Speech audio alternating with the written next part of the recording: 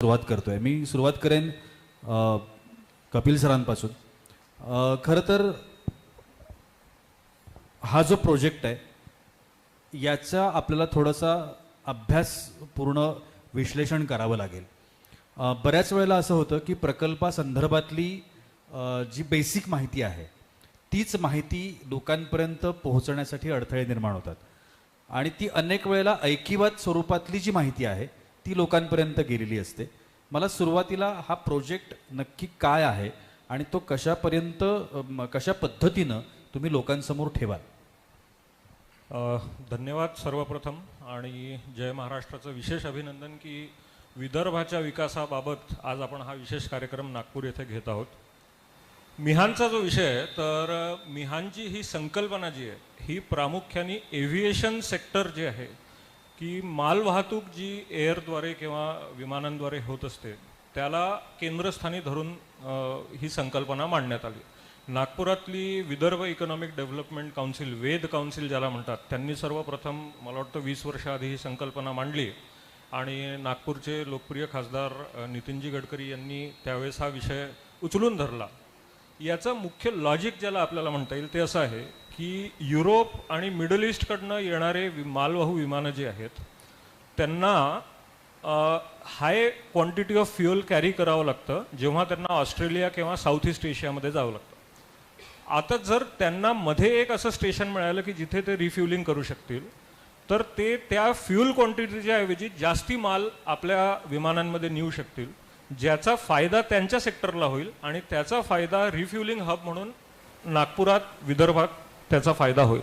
आणि म्हणून ही संकल्पना मांडण्यात आली की नागपुरामध्ये एक ॲडिशनल रनवे, नागपूरला एअरपोर्ट आधीपासून आहे पण एक ॲडिशनल मोठा रनवे तयार करण्यात यावा आणि त्याचबरोबर SEZ स्पेशल इकॉनॉमिक झोन तयार करण्यात यावी ज्याच्या अंतर्गत वेगवेगळ्या मॅन्युफॅक्चरिंग, वेगवेगळ्या वेअरहाऊसेस, स्टोरेजचे इंडस्ट्रीज ज्या आहेत त्या इथे येतील आणि एक प्रकारे कार्गो हब ज्याला आपण म्हणतो या पद्धतीने भारताच्या केंद्रस्थानी असलेलं नागपूर मिहानच्या माध्यमातून बनेल ही त्याच्या मागची मूळ संकल्पना। राजकीय दृष्ट्या तुम्ही या प्रकल्पाकडे पाहत असताना तुम्ही आता महायुती या शासनाचे एक भाग आहात, सो तुम्ही या प्रकल्पाकडे राजकीय दृष्ट्या कशा पद्धतीनं पाहताय किंवा दुसऱ्या बाजूनं जर म्हणायचं झालं तर किती आव्हानात्मक होतं अशा पद्धतीचा प्रोजेक्ट समोर ठेवणं आणि तो पूर्ण करण्याच्या दृष्टिकोनातून पावलं टाकणं?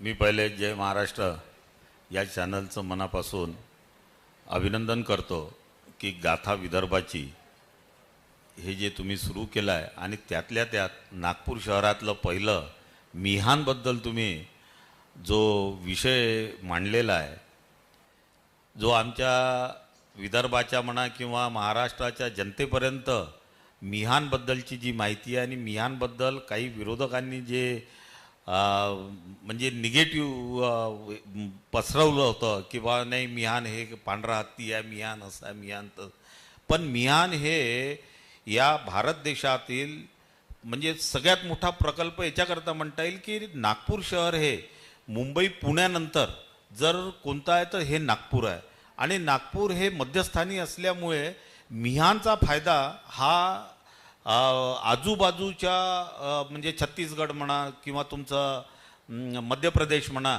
यांनासुद्धा कार्गो करता एक चांगलं आपलं हब मिळू शकतं।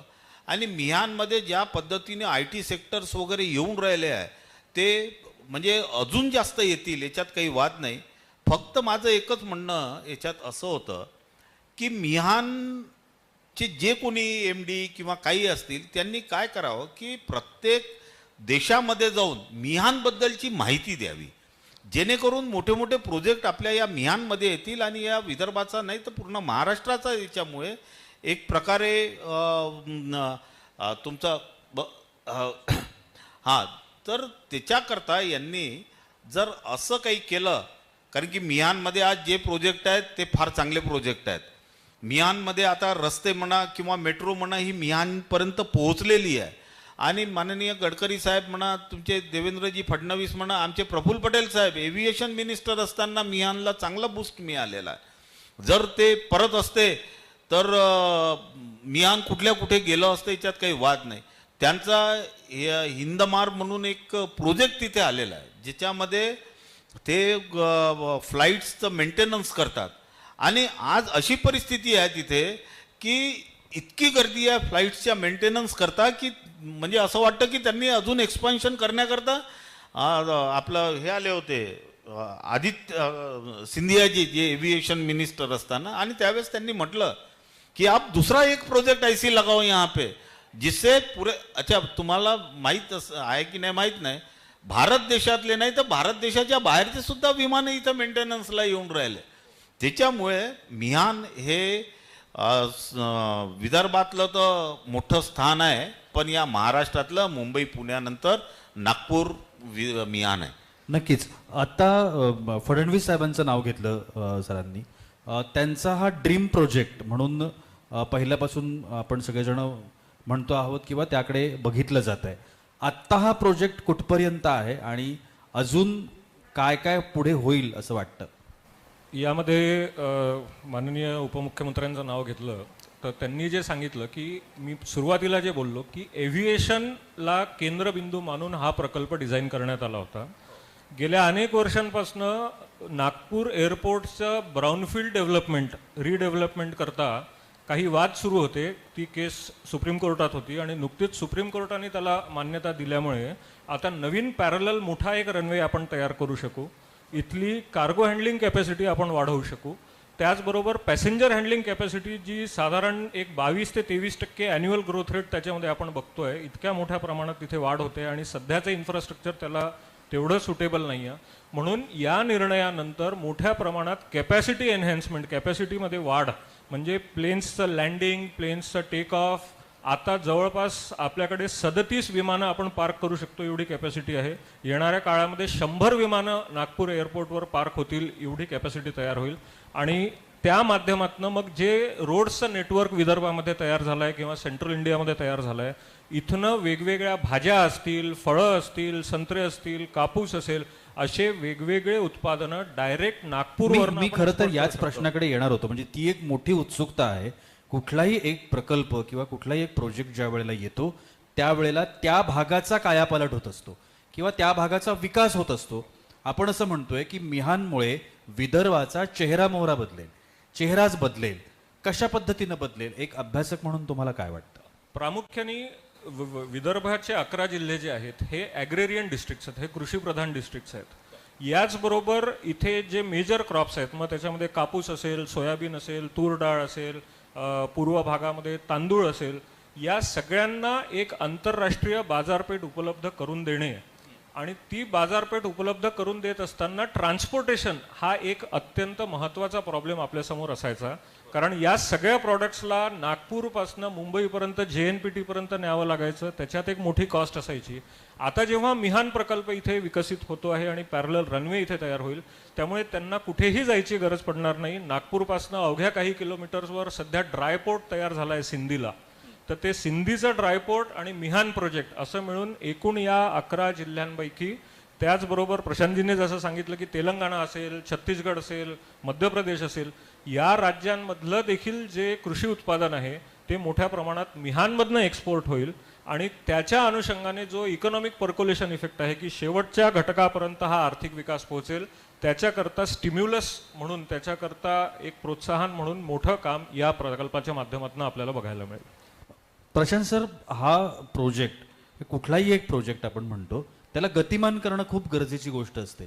जेव्हा तो आपण समोर ठेवतो, प्रशासकीय माध्यमातून त्याच्यामध्ये येणारे अडथळे असतील किंवा नागरिकांच्या माध्यमातून येणारे असतील किंवा अन्य कुठल्याही गोष्टीच्या माध्यमातून येणारे अडथळे असतील, त्याच्यावरती मात करणं आवश्यक असतं आणि मग पुढे तो गतिमान करणं आणि त्याला लवकरात लवकर पूर्णत्वाकडे नेणं, या सगळ्या गोष्टी खूप महत्त्वाच्या असतात.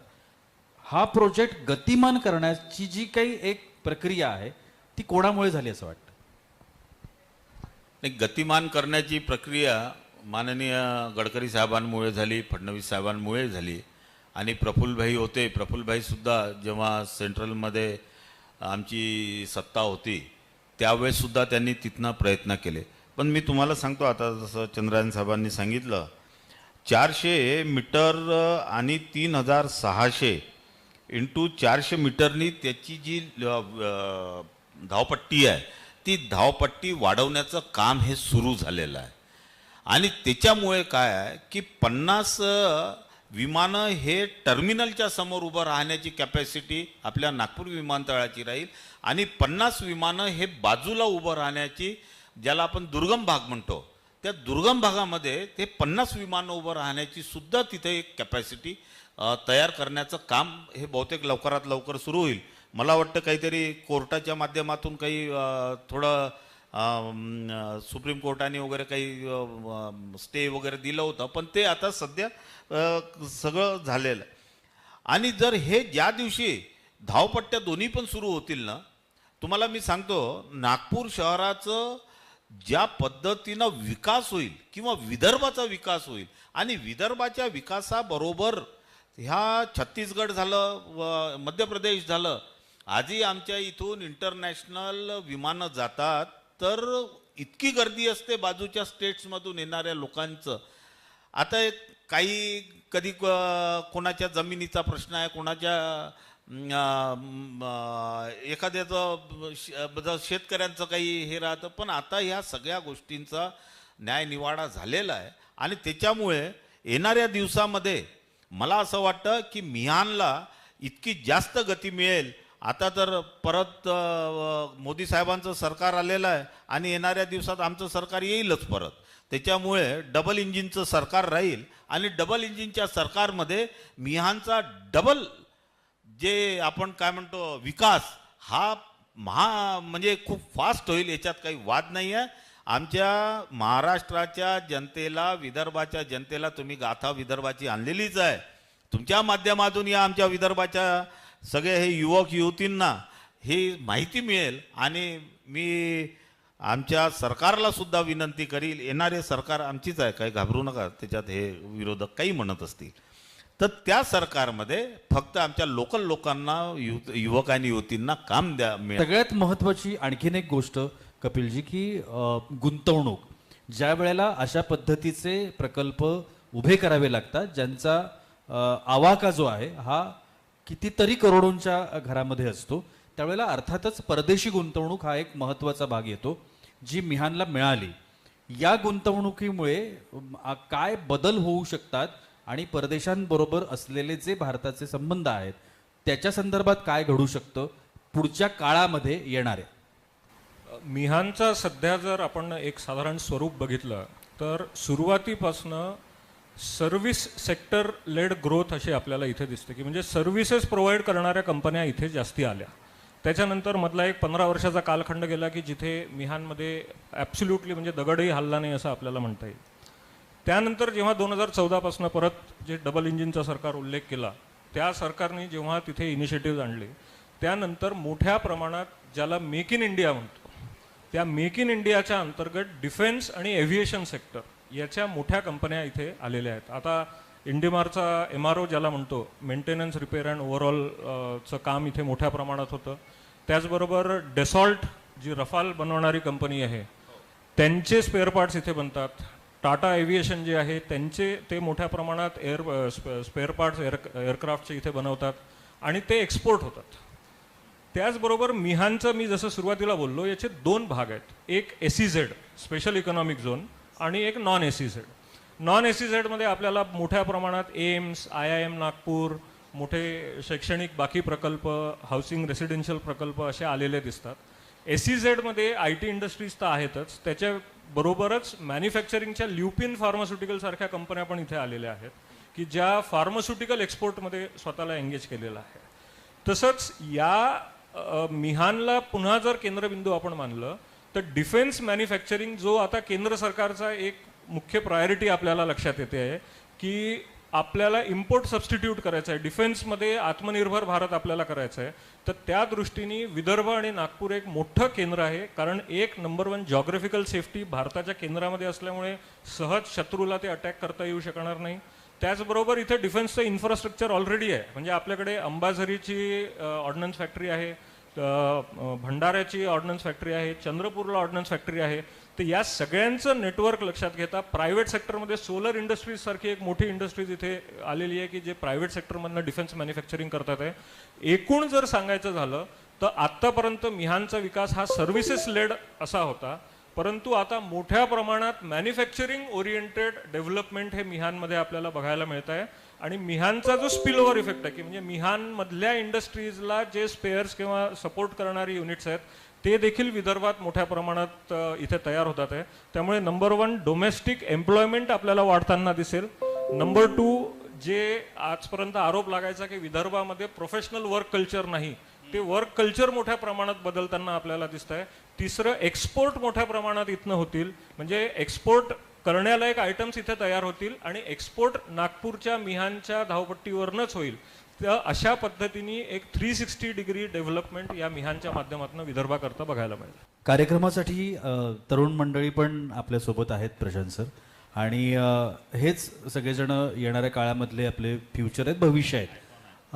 नागपूर विदर्भ हा जो सगळा पट्टा आहे याच्यावरती खूप मोठ्या प्रमाणामध्ये प्रभाव पडणार आहे या प्रकल्पामुळं. मात्र अनेक वेळेला आपल्याला समोरून आपण जे म्हणतो ना ॲक्शनला रिॲक्शन्स, तशा पद्धतीची आवश्यकता असते. काय आवाहन कराल विदर्भवासियांना या प्रोजेक्टच्या निमित्तानं? मी पहिले एक थोडी माहिती देऊन देतो की हा प्रोजेक्ट जो आहे हा 5000 हेक्टरमध्ये पसरलेला प्रोजेक्ट आहे. मिहान हा काही लहान प्रोजेक्ट नाही आहे. आणि मी अजून एक माहिती मागवली होती की कमीत कमी 8,70,000 टन माल वाहतूक करण्यासाठी सुद्धा हे मिहान म्हणजे त्याची कॅपॅसिटी आहे. म्हणजे 8,70,000 म्हणजे 9,00,000 टन. 9,00,000 टन म्हणजे काही छोटी मोठी हे नाही आहे, क्वांटिटी नाही आहे. तर ज्या पद्धतीनं मिहानचा विकास होऊन राहिला, आणि आता चंद्रयान साहेबांनी सांगितलं एक्सपोर्टसाठी मी गेलो होतो मिहानमध्ये जेव्हा लोकसभेच्या याच्या वेळेस की विरोधक जे बोलत होते, तर मी पण माहिती घेतली की म्हटलं विरोधकांचं तोंड बंद करण्याकरता आपल्याला जाणं भाग आहे. तेव्हा मला कळलं की मिहानमधून ECZ कमीत कमी 90 प्रॉडक्ट आजही एक्सपोर्ट होऊन राहिले आहे. म्हणजे हे बहुतेक ह्या आमच्या नागपूरच्या किंवा विदर्भाच्या जनतेला माहीत नसेल, आणि तिथे तुम्हाला साधा असा प्रवेश नाही आहे. जोपर्यंत मिहानचे अधिकारी तुम्हाला परमिशन देत नाही तोपर्यंत तुम्ही ECZ जाऊ शकत नाही.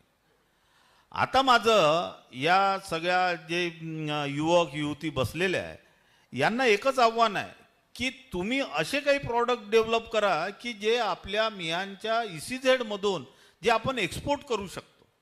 कारण की भरपूर आहे. काही लोकांनी बटनासुद्धा एक्सपोर्ट करण्याचं काम सुरू केलं आहे मिहानमध्ये. ह्या ज्या शर्टाच्या बटन्स आहे ना, कोणी विचार नाही करू शकत.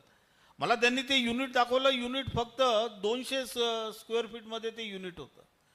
तर मी तुम्हाला आणि आमच्या विदर्भाच्या सगळ्या युवक युवतींना आवाहन करील की नागपूरमध्ये मिहान जे आहे त्याच्यामध्ये तुम्ही असं एखादे चांगले प्रकल्प आणा ज्याच्याकरून तुमच्या माध्यमातून इथून एक्सपोर्ट होईल आणि मिहानचं नाव हे देशाच्या नकाशावर नागपूर मिहान म्हणून हे ओळखल्या जाईल.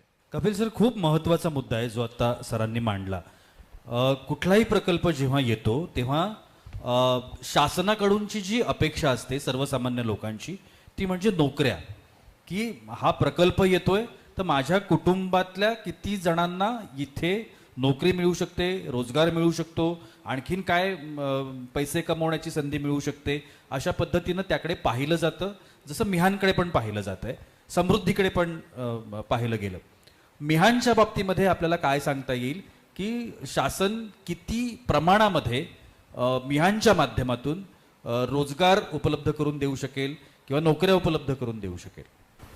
मी अगदी 2 मिनिटात एक गंमतशीर एक तुम्हाला विदर्भातला प्रसंग सांगतो. 2016 आम्ही एक स्टडी केला की विदर्भातल्या ग्रामीण भागामध्ये सगळ्यात प्रॉफिटेबल व्हेंचर काय आहे. आपल्याला काय वाटतं काय असेल भाऊ? काय वाटतं तुम्हाला? अनफॉर्च्युनेटली सगळ्यात प्रॉफिटेबल व्हेंचर होतं पानठेला. म्हणजे 14 रुपयापासून 140 रुपयापर्यंत, ज्याला खर्रा म्हणतो आमच्याकडे, ते खर्रा घोटायच्या मशीनसुद्धा तयार झालेल्या आहेत आता, इतक्या मोठ्या प्रमाणात त्याचा खप आहे. हे सगळ्यात मोठं म्हणजे जे प्रॉफिटेबल व्हेंचर गावामध्ये होतं हे होतं. याचं कारण काय? याच्यात जेव्हा आपण डीप रूटमध्ये जातो तेव्हा नोकऱ्या किंवा रोजगार हा निश्चित महत्त्वाचा प्रश्न आहे, पण त्याच्या म्हणजे त्याच्या जिनेसिसमध्ये जोपर्यंत आपण जात नाही की आपल्या इथला एका गरीब शेतकरी कुटुंबातला मुलगा 10वी 12वी शिकतो, ग्रॅज्युएट होतो, त्या क्षणाला तो शेती सोडतो. त्याला असं वाटतं की मला आता शेती करायची नाही, मी शिकलो आहे. त्या ग्रॅज्युएशनच्या आधारावर त्याला निश्चित नोकरी मिळू शकत नाही. मग याला सोल्युशन काय? तर याला सोल्युशन आहे स्किल डेव्हलपमेंट, कौशल्य विकास. केंद्र सरकारच्या, राज्य सरकारच्या अशा अनेक योजना आहेत की ज्याच्यामध्ये फ्री ऑफ कॉस्ट कौशल विकासाचे कार्यक्रम चालवले जातात. वेगवेगळ्या ठिकाणी हे कार्यक्रम चालतात. अनफॉर्च्युनेटली त्याच्यामध्ये जर आपण एनरोल केलंच नाही, त्याच्याबद्दलची माहिती घेतलीच नाही आणि मी फक्त एक प्लेन BCom ग्रॅज्युएट आहे, तर निश्चित मला जॉब मिळू शकणार नाही. आणि म्हणून आम्ही मिहानच्या संदर्भात जेव्हाही बोलतो तेव्हा सगळ्यांनाही अपील करतो की इन्फ्रास्ट्रक्चर ग्रोथ इथे झालेला आहे, इन्व्हेस्टमेंट इथे झालेलं आहे, फॉरेन कंपन्या इथे येऊ घातलेल्या आहेत, परंतु जर तुम्ही तुमचं स्किल एनहॅन्स केलं नाही तर गमतीने एक विषय आहे, शेवटी भारत आपलाच देश आहे, पण एम्स जर नागपूरमध्ये आलं तर नर्सेस केरळमधनं येतील आणि डॉक्टर्स दिल्लीमध्ये येतील आणि आपण पुन्हा कॅन्टीन चालवत राहू. तर ही परिस्थिती जर टाळायची असेल मिहानच्या बाबतीतही, तर सगळ्यात मोठा फोकस स्किल डेव्हलपमेंट या विषयावर देणं गरजेचं आहे. मी याच्यात एक थोडं इंटरप्ट करतो. हे सगळं करत असताना याची सगळ्यात जास्त जबाबदारी जर कोणाची असेल तर ती प्रशासनाची आहे. जोपर्यंत प्रशासन हे सांगणार नाही की बुवा या मिहानमध्ये असं असं असं असं सुरू आहे, तोपर्यंत यांना काय कळणार? मी तुम्हाला सांगू का, 90% युवक किंवा युवती हे पेपरच वाचत नाही किंवा मग हेडलाईन वाचतात, आज इथे बलात्कार झाला, आज इथे दारुडे पडले होते, आज इथे हे असं झालं, आणि त्याच्या खाली काय आहे तेच नाही माहीत. पण मिहानमध्ये काय होऊन राहिलं किंवा या विदर्भामध्ये काय होऊन राहिलं याच्यावर कोणी पण पेपर वाचण्याकरता तयार. आणि मी तुम्हाला सांगतो, कोणताही प्रोजेक्ट जर खरंच चांगल्या पद्धतीनं चालवायचा असेल तर प्रशासनाचं हे सगळ्यात पहिलं कर्तव्य आहे. प्रशासनाने जर त्याची ॲडव्हर्टाइजमेंट बरोबर केली, आज मिहानची ॲडव्हर्टाइजमेंट ज्या पद्धतीनं व्हायला पाहिजे त्या पद्धतीनं झालेली नाही. आणि प्रत्येक वेळेला जर आपण असं म्हणायचं की राजकारण्यांनीच करावं, मंत्र्यांनीच करावं, तर मंत्री काही ॲडव्हर्टाइजमेंट करायला थोडी जातो काही. ॲडव्हर्टाइजमेंट ही प्रशासनाने करावी. आणि मला वाटतं की आम्ही, जसं मी याच्या पहिले बोललेलो आहे दुसऱ्या चॅनलवर, त्यावेळेस असं डिसाईड झालं होतं की आता ही जी आमची सरकार येईल त्याच्यामध्ये परत सगळे नवीन डायरेक्टर्स वगैरे, जी मिहानची एक बॉडी असते, त्या बॉडीच्या माध्यमातून नवीन डायरेक्टर्स वगैरे यायला पाहिजे आणि ते बाहेर देशामध्ये जाऊन किंवा या आपल्या भारत देशामध्ये सुद्धा मिहानचा प्रचार त्यांनी करायला पाहिजे की आमची इतकी इतकी स्पेस आहे, असं असं आहे, ह्या सुविधा आहे. और रेल्वेसाठी 300 हेक्टर जागा रिझर्व करून ठेवली आहे, हॉस्पिटलसाठी आहे, कॉलेजेससाठी आहे, शाळेसाठी जागा मिहानमध्ये रिझर्व केलेली आहे. मिहानमध्ये काय फॅसिलिटी नाही? सगळ्या फॅसिलिटी आहे. पण त्याचं अजूनपर्यंत जो प्रचार आणि प्रसार व्हायला पाहिजे तो झालेला नाही. तर प्रशासनाने जर याची दखल घेतली तर मला वाटतं की मिहान हा एक प्रोजेक्ट पूर्ण भारताकरता एक चांगला प्रोजेक्ट राहील. कपिलजी, खूप महत्त्वाचा मुद्दा आहे. दुसरं आणखीन याच्यामधलं जे मला तुमच्याकडून माहिती त्या संदर्भातली आवश्यक वाटते ती म्हणजे कोणताही प्रकल्प जेव्हा येतो तेव्हा एवढ्या मोठा आवाका जेव्हा त्या प्रकल्पाचा असतो तेव्हा तो द्रष्टा प्रकल्प आपल्याला म्हणता येईल, ज्याच्यातून आत्ताच नाही तर आगामी येणाऱ्या 20-25 वर्षांच्या काळामध्ये खूप मोठे बदल त्या प्रकल्पामुळे होऊ शकतात. त्यामुळे तुम्ही एक अभ्यासक पण आहात, विदर्भातले एक नागरिक पण आहात.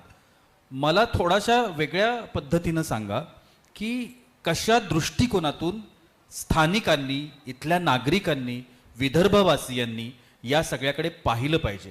त्याचं मी कारण तुम्हाला सांगतो. मी हा प्रश्न का विचारतोय, अनेक वेळेला पॉलिटिकल अँगलने प्रकल्पांकडे बघितलं जातं आणि केवळ पार्टी वाईज अँगल जर आपण बघितले तर ह्याने आणला त्याने आणला म्हणून तो नको, अशा पद्धतीचे सुद्धा काहीतरी प्रतिक्रिया उमटत असतात. त्या उमटू नयेत.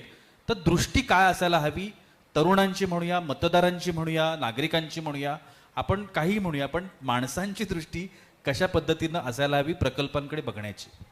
नाही, हा निश्चित महत्त्वाचा प्रश्न आहे. आणि ती दृष्टी जर एक प्रकारे बाधित असेल किंवा अफेक्टेड असेल तर एकूण त्या अपॉर्च्युनिटीकडे बघायचा दृष्टिकोन आपला बदलतो आणि त्याच्यातनं वेगळंच काहीतरी एक आपल्याला उत्तर मिळतं जे योग्य नाही.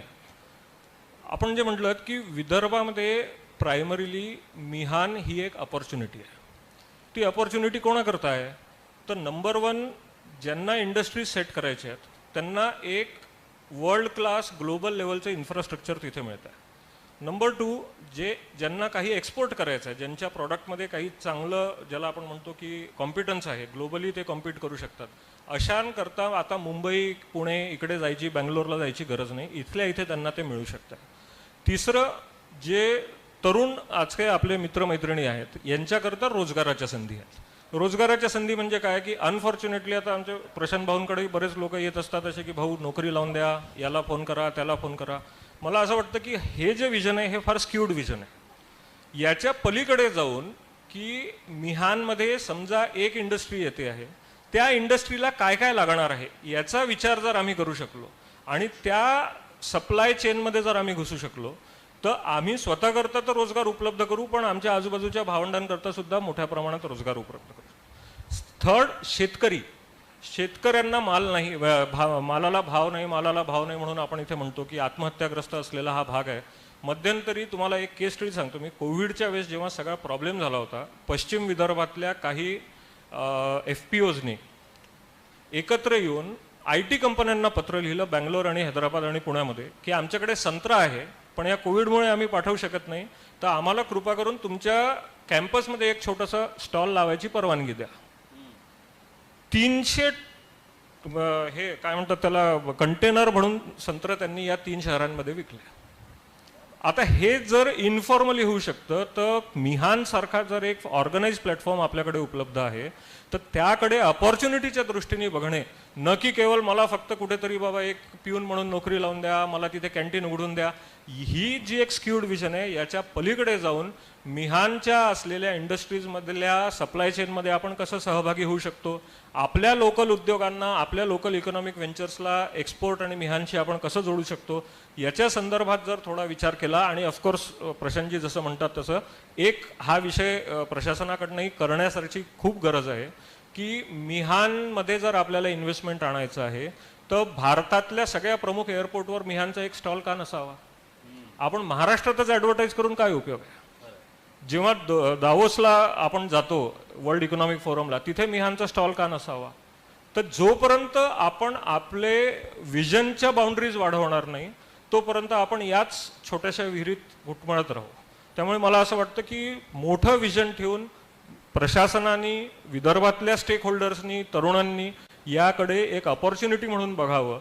ज्या पद्धतीने पुण्याचा विकास ऑटोमोबाईल इंडस्ट्रीने केला त्याप्रमाणे विदर्भाचा संपूर्ण विकास किंबहुना सेंट्रल इंडियाचा विकास करण्याची क्षमता या प्रकल्पामध्ये आहे. नक्कीच. मी जनसंवाद विभागाचा विद्यार्थी आहे. सर, तुम्ही कौशल्याबद्दल सांगितलं. सर, मिहानमध्ये कुठल्या प्रकारची कौशल्याची आवश्यकता आहे आणि ते विद्यार्थ्यापर्यंत आतापर्यंत पोहोचत आहे का? त्याच्याबद्दल काही जाहिराती किंवा जनजागृती किंवा कॅम्पेन सुरू आहे का? म्हणजे कुठल्या प्रकारचे नक्की कौशल्याची तिथे गरज आहे? तिथे वेगवेगळ्या प्रकारच्या कौशल्याची गरज आहे. जिथे मॅन्युफॅक्चरिंग आहे, मॅन्युफॅक्चरिंगशी संबंधित लोकांची गरज आहे. मी मगाशी उल्लेख केला की याचा डसॉल्टचा, राफेलचा जो प्रोजेक्ट तिथे आहे त्यांनी टायअप केला आहे नागपूर विद्यापीठाबरोबर आणि नागपूर विद्यापीठाने एक विशेष केंद्र सुरू केलं आहे ज्याच्या अंतर्गत त्या प्रोजेक्टला लागणाऱ्या मॅनपॉवरचं ट्रेनिंग तिथे होऊ शकतं. तर या पद्धतीने प्रशासनाबरोबर, एज्युकेशनल इन्स्टिट्यूट्स बरोबर, राज्य शासनाबरोबर बसून हे जर समन्वयाची भूमिका, ज्याला इंग्लिशमध्ये शब्द आहे कन्व्हर्जन्स. आज होतं काय आहे, अनफॉर्च्युनेटली सगळे विभाग आपापल्या इंडिपेंडंटली काम करतात आहे. तुम्ही काय करताय ते मला माहीत नाही, हे काय करताय ते मला माहीत नाही, मी काय करतोय ते यांना माहीत नाही. जो हे कन्व्हर्जन्स जर आपल्याला घडवून आणलं मिहानमध्ये तर मोठ्या प्रमाणात तिथे लोकांची गरज आहेच ना. सिक्युरिटी गार्डपासून तर मॅनेजिंग डायरेक्टर एखाद्या कंपनीच्या पर्यंत इतक्या वेगवेगळ्या पोस्ट तिथे उपलब्ध आहेत. ट्रान्सपोर्टेशनची गरज आहे, वेगवेगळ्या पद्धतीचे सर्व्हिसेस चालवायची गरज आहे. हे कुठे ना कुठे ते भरतात आहे. आणि अनफॉर्च्युनेटली भारत हा आपला देश असा आहे की जिथे एकाच वेळेस फ्लड आणि एकाच वेळेस ड्रॉट म्हणजे दुष्काळ आणि पूर एकाच वेळेस आपल्याला बघायला मिळतो. तशीच पद्धत आपल्या अनफॉर्च्युनेटली एम्प्लॉयमेंट सेक्टरमध्ये सुद्धा आहे. तुम्ही कोणत्याही एम्प्लॉयरला विचारा की तुमच्याकडे असलेल्या मॅनपॉवरशी तुम्ही खुश आहात का, ते म्हणतात नाही जी, आजकाल चांगले लोक भेटतच नाही. आणि लोकांना, तरुणांना तुमच्यासारखं विचारलं तर ते म्हणतात की नाही, एम्प्लॉयमेंटच नाही आम्हाला. मग याचा प्रॉब्लेम एम्प्लॉयमेंट अपॉर्च्युनिटी नाही आहे, हा प्रॉब्लेम नाही आहे. एम्प्लॉयमेंट अपॉर्च्युनिटीज आहेत, पण आपण त्याच्या बरोबर जोडल्या गेलेलो नाही आहे, हा एक मोठा प्रॉब्लेम. आणखीन एक याच्यातलं सर मला मुद्दा महत्त्वाचा असं वाटतो की आत्ताच्या पिढीनं म्हणजे एक 20-25-30 वर्ष जर आपण मागे गेलो तर आपण रोजगार सीमित स्वरूपामध्ये होते, चौकटी होत्या त्याला. आज तसं नाही आहे. आज तंत्रज्ञान पुढे झालं आहे, विकसित झालं आहे, खूप मोठ्या मोठ्या संधी आहेत. त्यामुळे चौकटबद्ध रोजगारांकडे न पाहता आपण हे जे काही काय काय उपलब्ध आहे, म्हणजे मला असं वाटतं की अगदी 8वी 9वी 10वी पासूनच विद्यार्थ्यांनी सुरू केलं पाहिजे. कारण सगळी क्षेत्र एवढी वास्ट झाली आहेत की तुम्ही कुठेही एक सीमित न राहता प्रत्येक क्षेत्रामध्ये 40-50 पद्धतीच्या नोकऱ्या आणि हा सगळा भाग उपलब्ध आहे. त्यामुळे त्या दृष्टिकोनातून बघणं खूप महत्त्वाचं आहे. सर, माझं नाव खुशी राठोड आहे. मी मास कम्युनिकेशनची स्टुडंट आहे. सर, तुम्हाला काय वाटते, मिहानमुळे नागपूरमध्ये गर्दी वाढेल का? गर्दी म्हणजे कशा प्रकारची? सर, म्हणजे आता मिहानमुळे खूप सारं प्रोडक्शन वगैरे होईल, तर नागपूरमध्ये ऑलरेडी ट्रॅफिकचं खूप काही हे आहे, तर त्यामुळे म्हणजे बाहेरून येणारा जी लोक आहेत ती वाढतील असं म्हणायचं आहे का? सर, ते पण, आणि त्यामुळे नाही का नागपूरमध्ये जी गर्दी आहे ते वाढणार का? आता तर ट्रॅफिकसाठी आपलं गर्दी वाढण्याचं कारण नाही, कारण की मेट्रो तर सुरू झालेली आहे आणि ती मिहानपासून तर आता कामठीपर्यंत आजच गडकरी साहेब त्याचं उद्घाटन करून राहिले. त्याच्यामुळे मला नाही वाटत की गर्दी आता ते तसं जर बघितलं, ट्रॅफिकचा विषय जर राहिला तर ट्रॅफिकच्या विषयाचा भाग वेगळा आहे. पण ज्या पद्धतीने आपल्या इथे फ्लायओव्हर्स वगैरे सगळे बनवून राहिले आहे आणि सिमेंट रोड्स बनवून राहिले आहे, तर त्याच्यामुळे गर्दी ही अशी खूप राहील असं काही वाटत नाही. आणि बाकीचं तर सगळं रिंग रोडनी हेवी ट्रॅफिक जे आहे, ट्रक्स वगैरे हे सगळं रिंग रोडनी बाहेरच्या बाहेर जातात, त्यामुळे गर्दी काही असं वाढणार नाही. आणखीन कोणाला प्रश्न आहे? सर, मी दर्शना नारनवरे, मी मास कम्युनिकेशन डिपार्टमेंटमधून आली आहे. मला म्हणजे मिहानमुळे लहान उद्योगां वाढतील का, हा प्रश्न आहे. मी एक गोष्ट सांगतो तुला. आमचे विष्णूजी पण बसलेले आहे इथे. मी एका कार्यक्रमाला वर्धेला गेलो होतो. तिथे मच्छीचं आणि प्रॉन्सचं लोणचं हे दुबईमध्ये पाठवतात ते महिला उद्योगाच्या ह्याच्याने. तर मी जेव्हा आम्ही गडचिरोलीला वगैरे गेलो त्यावेळेस त्यांना ते प्रॉडक्ट दाखवले होते. हे कोणालाच मच्छीचं लोणचं बनतं हेच माहीत नव्हतं आम्हाला. पण ते इतकं एक्सपोर्ट करतात त्या महिला आणि ते बघण्यासारखं आहे. आता मी जर वर्धेला गेलो तर तुमच्यासाठी घेऊन येईल मी मच्छी आणि प्रॉन्सचं. तसं तुम्ही पण बनवावं आणि या युवतींनी पण बनवावं अशी माझी इच्छा आहे. आणखीन प्रश्न आहेत आपल्यासाठी? नमस्कार सर, माझं नाव श्रद्धा महाजन, मी जनसंवाद विभागाची विद्यार्थिनी आहे. मला एक तुम्हाला क्वेश्चन विचारायचा होता की मिहानमुळे तरुणांना कुठल्या संधी प्राप्त होईल? काही उदाहरणं तुम्ही देऊ शकता? संधी भरपूर आहे. मी तुम्हाला सांगितलं की अगदी सिक्युरिटी गार्डपासनं ते एखाद्या कंपनीच्या मॅनेजिंग डायरेक्टरपर्यंत वेगवेगळ्या संधी उपलब्ध आहेत. सेक्टर्सप्रमाणे सांगायचं झालं तर इथे फार्मास्युटिकल औषधं निर्मिती करणाऱ्या कंपनी आहेत, त्यामुळे फार्मसीच्या विद्यार्थ्यांना चांगला स्कोप आहे. त्याच्यानंतर मेकॅनिकल इंजिनिअरिंग, मेकॅनिकल डिप्लोमा केलेले, ITI केलेले मोठ्या प्रमाणात विद्यार्थ्यांची गरज आहे, जिथे जिथे मेकॅनिकल मॅन्युफॅक्चरिंगची प्रोसेस आहे. त्याच्यानंतर आपल्या सगळ्यांना माहिती आहे, आपण ज्याच्याबद्दल बोलतो, IT सेक्टर. भारतातल्या ज्या प्रमुख 6-7 IT कंपन्या आहेत त्या सगळ्या नागपुरात उपस्थित आहेत. त्या सगळ्यांमध्ये देखील आपल्याला वेगवेगळ्या प्रकारचे जॉब्स निश्चितपणे मिळू शकतात. त्याच्या व्यतिरिक्तही छोट्या मोठ्या अनेक मॅन्युफॅक्चरिंग, काही तुमच्या मीडियाशी संबंधित सुद्धा इथे कंपन्या झालेल्या आहेत. काही मोठ्या प्रमाणात हॉटेल इंडस्ट्री इथे आता डेव्हलप होते आहे. नागपुरात 2 अजून नवीन 5 स्टार हॉटेल्स इथे येऊ घातलेले आहेत. तर एकूणच तुम्हाला जर छोटा मोठा ट्रान्सपोर्टेशनचा व्यवसाय करायचा आहे तर त्याच्यासुद्धा संधी आहेत. संधी असीमित आहेत. प्रश्न असा आहे की त्या संध्यांना आपण कॅप्चर करू शकतो का आणि त्याच्या अनुषंगाने आपण स्वतःला तयार करू शकतो का. हे जर आपण तयार करू शकलो तर संध्यांची काही आपल्याला इथे लिमिटेशन नाही आहे, एवढंच मी तुम्हाला सांगितलं. हॅलो सर, माझं नाव तन्नू पाटील आहे. मी मास कम्युनिकेशन डिपार्टमेंटची स्टुडंट आहे. तुम्ही म्हणाले की प्लेन BA BCom करणारे स्टुडंट त्यांनाच म्हणजे त्यांना मिहानसारख्या प्रोजेक्टमध्ये काम मिळणार नाही, तर स्किल डेव्हलपमेंट करणाऱ्या विद्यार्थ्यांना जसे युवक व युवतींना काम मिळेल. तर अशा कोणत्या स्किल आहे जे तुम्ही सांगू शकता की त्यांनी डेव्हलपमेंट करायला पाहिजे. जसे तुम्ही उदाहरण दिले एम्स सारखे जर आले तर युवकांना काय होईल काय नाही, तर तुम्ही मी स्किल तुमच्याच क्षेत्रातलं उदाहरण देतो. तुम्ही सगळे जर्नलिझम मधले आहात, बरोबर आहे. मला फार काही बोलायचं नाही, पण समजा इलेक्ट्रॉनिक माध्यमांबद्दल मला माहिती नाही म्हणून सांगतो. पण साधारण एक नवीन बॅचलर विद्यार्थी जर्नलिझमचा जर नोकरी मागायला गेला तर किती रुपयाची नोकरी मिळते साधारण? 10-12 हजार 15 हजार, बरोबर आहे. पण त्याच्यामध्ये जर तुम्ही स्किल डेव्हलपमेंट केलं आणि तुम्ही सोशल मीडिया शिकले तर तुम्ही किती रुपये कमवू शकता महिन्याला? नो लिमिट्स, बरोबर आहे. कारण आज प्रत्येक जण सोशल मीडियावर आहे. राजकीय पक्ष असो, रेस्टॉरंट असो, ज्वेलर्स असो, सगळ्यांना सोशल मीडिया हवा आहे. मग गरज काय आहे तर तुमच्या जर्नलिझमच्या ज्या स्किल्स तुम्ही 3 वर्षाच्या 4 वर्षाच्या कोर्समध्ये शिकलेले आहात त्याला जोड द्या सोशल मीडियाची. ते जर तुम्ही करू शकले तर तुमचा इन्कम वाढण्यामध्ये निश्चित मोठा फरक पडेल. हेच उदाहरण जे जर्नलिझमला ॲप्लिकेबल आहे ते इतर क्षेत्रांनाही ॲप्लिकेबल आहे. प्लेन इंजिनियर झाला आहे, कदाचित त्याला तो तेवढा एम्प्लॉयबल नाही आहे, पण त्याच्याबरोबर त्यांनी CAD CAM डिझायनिंगचा कोर्स केला आहे किंवा मेकॅनिकलचा अजून ॲडिशनल कोर्स केला आहे, तर निश्चित त्याला मल्टीफोल्ड इन्कममध्ये वाढवायचा चान्स मिळतो. आजकाल एक मोठं सेक्टर जे सगळीकडे वाढत चाललं आहे आणि नागपुरातही त्याचे काही कंपन्या आहेत जे काम करतात ते म्हणजे आर्टिफिशियल इंटेलिजन्स.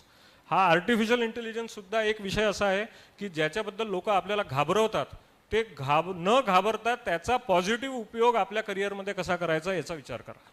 सर, माझं नाव सुखदेव वंजारी आहे. ज्याप्रमाणे IT कंपनी तिथे यायला पाहिजे त्याप्रमाणे आपल्याला इथे IT कंपनीत येताना दिसत नाही. माझा आपल्याला प्रश्न आहे, काय त्या कंपनीची उदासीनता म्हणजे आपल्या या नागपूर मिहानवरती आहे किंवा का बरं असं का त्या इथे येण्यास इच्छुक नाही? IT कंपनी नागपूर आपल्या मिहानमध्ये भरपूर आलेले आहेत आणि आता परत येऊनच राहिल्या. उत्सुक नाही असा नाही, याचा जो प्रचार आणि प्रसार झालेला आहे की मिहानमध्ये काहीच नाही आहे, काहीच इन्फ्रास्ट्रक्चर नाही. म्हणूनच मी थोड्या वेळ पहिले म्हटलं की याचा असा प्रचार आणि प्रसार व्हायला पाहिजे की जेणेकरून मिहान हे पहिलेच मिहान नाही आहे. हे आता जे डेव्हलप झालेलं मिहान आहे ते जोपर्यंत आपण त्याचा प्रचार करणार नाही तोपर्यंत ते कळणार नाही. IT सेक्टरमधल्या भरपूर IT सेक्टर आलेले आहेत इथे. मला वाटते तुमचं इन्फोसिस वगैरे सारखे TCS आलेलं आहे आणि इथे 20-20 हजार टोटल याच्यामध्ये आज जॉब करणारे जे लोक आहेत मिहानमध्ये ते आहे 82,000. म्हणजे मला मागच्या वेळेस विचारलं होतं की इथे किती लोक आहेत, तर ते काँग्रेसवाले म्हणे का 2-3 हजार लोक असतील म्हणे. अरे 2-3 हजार तर तिथं ते आपले काय म्हणतात त्याला वर्करच आहेत. पण IT वगैरे हे सगळे सेक्टर मिळून 60-70 हजाराच्या 80 हजाराच्या वर तिथे आज एम्प्लॉयमेंट आहे आणि एम्प्लॉयमेंट चांगलं होऊन राहिलं. आता हळूहळू येईल, आता डबल इंजिन येतच आहे एक 5-6 महिन्यात, त्याच्यामुळे काही विषय नाही. चांगली ग्रोथ होईल, महाराष्ट्राची चांगली ग्रोथ होईल आणि गाथा विदर्भाच्या माध्यमातून विदर्भाची सुद्धा यांनी जर बरोबर आपल्या विदर्भाचा प्रसार केला की म्हणजे याचं मिहानचं वगैरे, तर मला वाटतं की अजून जास्त आमच्या विदर्भाची ग्रोथ होईल अशी माझी तुम्हाला कळकळीची विनंती सुद्धा आहे.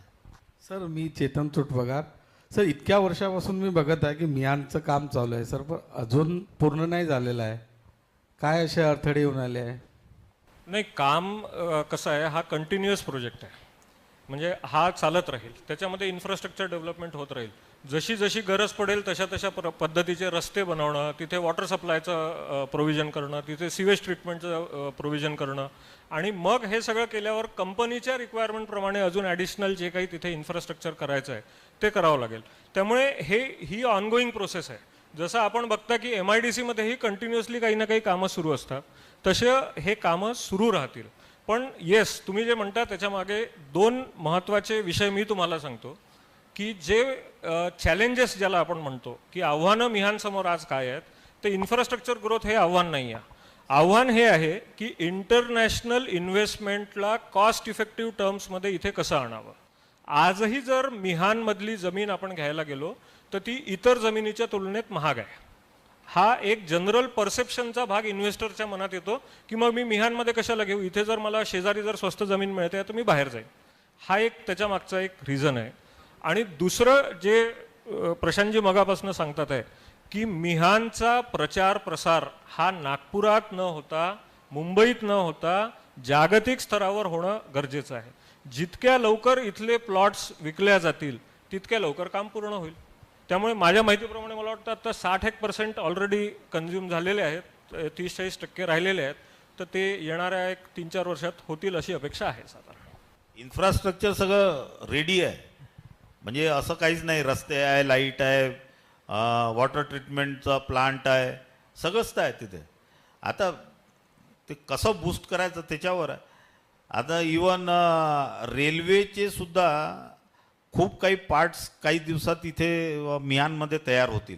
जे आपण बाहेरून आणून राहिलो आता ते पार्टसुद्धा मिहानमध्ये काही आमचे मित्र तयार करणार आहेत. आणि त्याच्या माध्यमातून ह्या सगळ्या मुलामुलींना सुद्धा चांगलं काम मिळू शकतं. फक्त इंटरेस्ट पाहिजे. तुम्ही सुद्धा सजेस्ट करायला पाहिजे की इथे हे करा, तिथे ते करा.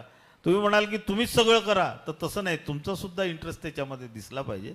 आणि शेवटी आपल्याला नोकरीपेक्षा धंदा, जर 10,000ची नोकरी करण्यापेक्षा जर मिहानमध्ये आपण एखादा लहानसं काही पण धंद्याबद्दल जर विचार केला, बिझनेसबद्दल, आणि ते एक्सपोर्ट ओरिएंटेड असलं तर नक्कीच आपल्याला जास्त त्याच्यातून कमाई होऊ शकते असं मला वाटतं. खरं तर हा कार्यक्रम घेण्याच्या पाठीमागं एकच महत्त्वाचं कारण जय महाराष्ट्र वाहिनीच्या वतीनं मला असं वाटतं की सरकारचे हे जे सगळे प्रकल्प आहेत, शासनाच्या या ज्या सगळ्या योजना आहेत, या योजनांची माहिती ही तळागाळापर्यंत गेली पाहिजे, पोहोचली पाहिजे.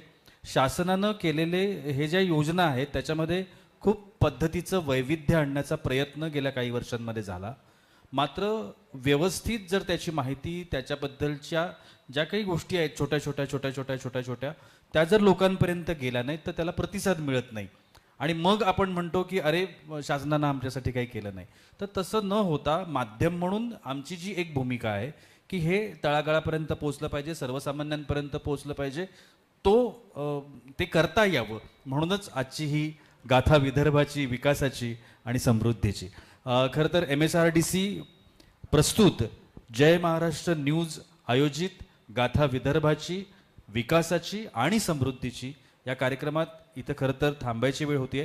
पण त्याआधी जय महाराष्ट्र वाहिनीच्या वतीनं आपण दोघंही या कार्यक्रमात आलात, सहभागी झालात आणि खूप छान अशी उत्तरं माझ्या प्रश्नांना तुम्ही दिलीत आणि सहभागी झालात. वेळात वेळ काढून इथपर्यंत आलात. मी आमच्या वाहिनीचे संपादक प्रसाद काथेसर आज आमच्यासोबत आहेत.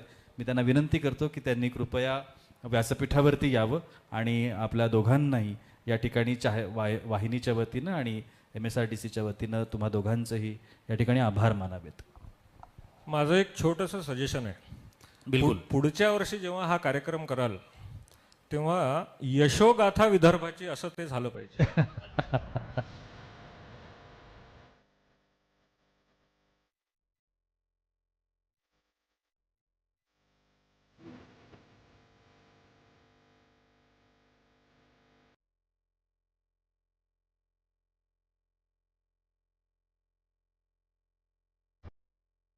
तर मिहान या प्रकल्पा संदर्भातली जी चर्चा आहे ती चर्चा आपण इथे थांबवतोय आणि त्यानंतर पुढचं सेशन होईल लगेचच. तोपर्यंत सगळ्यांना नमस्कार.